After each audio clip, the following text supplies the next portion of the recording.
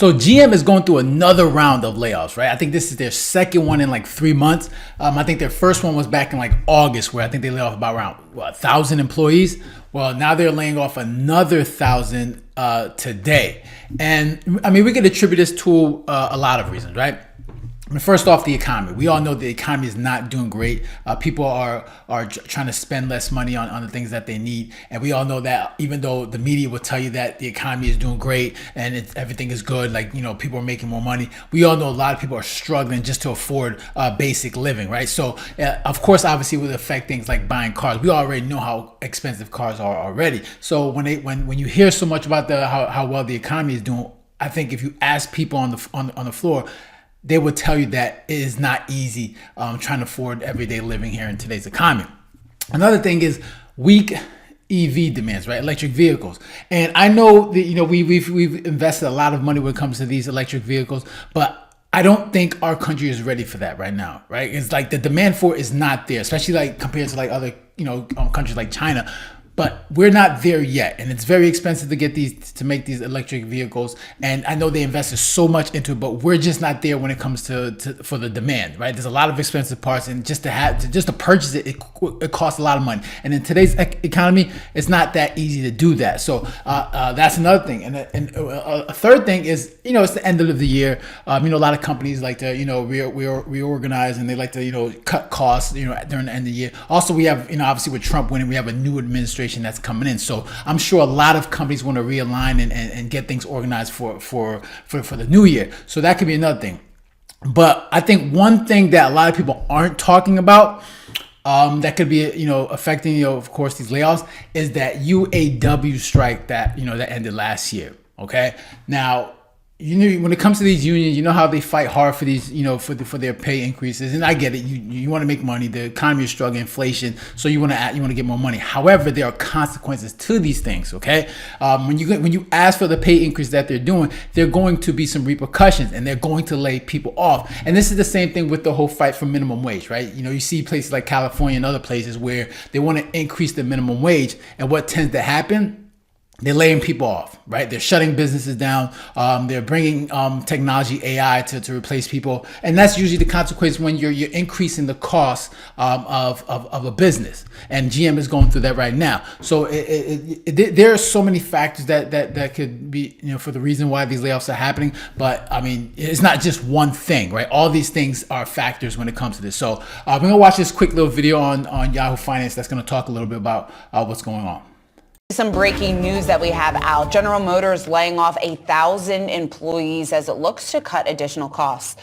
The company saying in a statement that it needs to optimize for speed and excellence. We're looking at a bit of a reaction here in the stock this morning, off just about 0.3%. The significance of this is the third time that GM is shrinking its workforce this year. Back in August, they trimmed their software engineer headcount by just about 1,000. Before that, they repositioned and reworked their China workforce.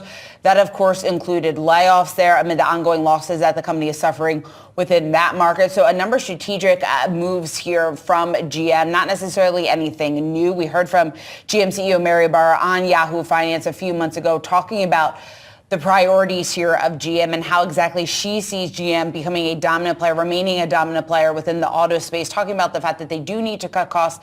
They do need to remain nimble. So again, I think this move here that was announced this morning certainly falls into that category. Again, 1,000 employees will be affected by this. GM, though, employing 76,000 salaried workers globally as of the end of 2023. So again, just a fraction of its workforce. Yeah, absolutely. You got to wonder what portion of this might be some of the end of the year kind of processes that many companies go through. But at the same time, let's think out to how companies are trying to front run the incoming administration, some of even the tax changes or the credit changes for EVs, where GM, Ford, Stellantis, they have already started to reduce some of their own ambitious targets that they had put out into the market 2 years ago. And so any type of pullback there might also mean a direct correlation to reduction in the headcount as well necessary for some of those efforts also.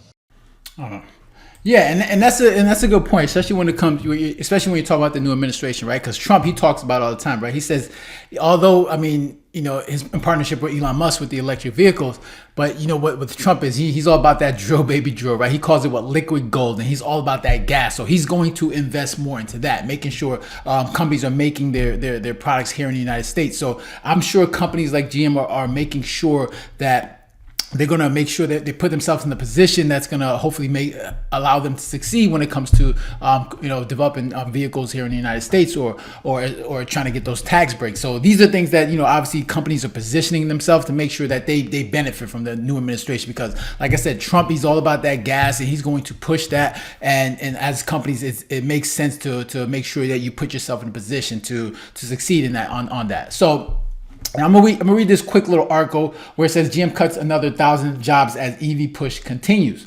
All right, so it says, right, so GM has cut 1,000 jobs according to a person familiar with the reductions, making the latest efforts by the automaker to trim costs as it ramps up sales in unprofitable electric vehicles. So like I said, these EVs are not making the money that they need to be profitable. So it says the Detroit-based owner of Chevrolet and Cadillac confirmed Friday in a statement that the company had made a small number of team reductions. The cuts come months after a previous round of layoffs focused on company's software and services division, affecting more than 1,000 employees. Last year, about 5,000 salaried workers and executives accepted voluntary buyout offers.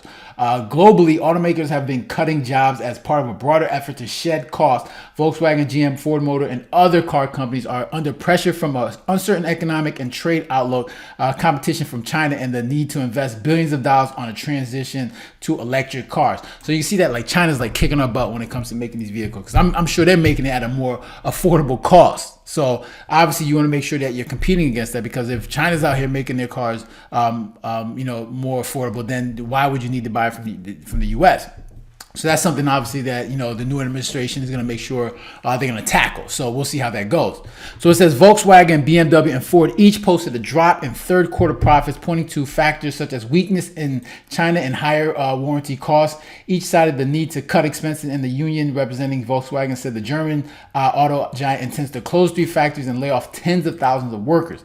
GM has largely bucked the downward trend, bolstered by continued strength from its lucrative truck and SUV sales in the North American market, by far its largest. Company executives have said previous cost-cutting efforts have helped sustain profitability.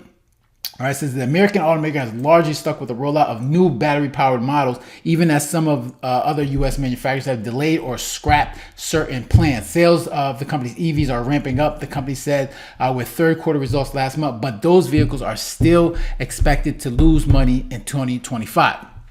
So the company has targeted $2 billion worth of cost cuts by the end of the year, which is it's on track to meet. In order to win in this competitive market, we need to optimize for speed and excellence, GM said in a statement. This includes operating with efficiency, ensuring that we have the right team structure, and focusing on top priorities in business. The cuts, confirmed Friday, were previously reported by CNBC. GM's latest results were boosted by sales of its profitable gas-powered trucks. So they're making money on those gas-powered trucks and sport utility vehicles, leading the company's profits to surge past Wall Street's expectations. So it's gonna be interesting to see where they go with this, because obviously, with these EVs, the demand is not there yet. It's obviously something that we want to make sure that we keep investing in, but we're just not there yet in terms of demand in this country. So it's gonna be interesting to see where they go. So I'm interested to hear your comments. Make sure to leave a comment down below, hit the like button, share, and if you haven't done so already, make sure to subscribe. Right, guys, take care and have a good one. Later.